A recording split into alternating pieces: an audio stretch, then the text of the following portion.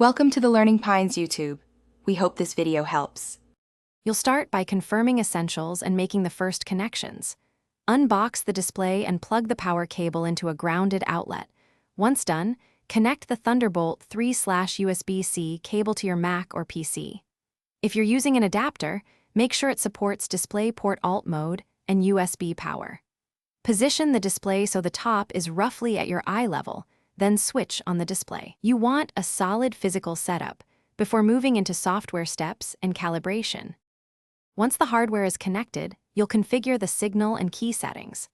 On a Mac, open System Settings displays to detect the monitor, arrange it relative to built-in displays, and choose the scaled resolution or native 5K for sharpness. On Windows, use Display Settings and GPU Control Panel for color profiles. Make sure brightness, true tone or night shift, and camera/mic permissions are enabled. If using an external hub, verify USB devices and Ethernet pass through correctly. You'll finish by calibrating and verifying everything works together. Use the display's controls or a colorimeter to calibrate white point and gamma. Make small adjustments, then save a profile.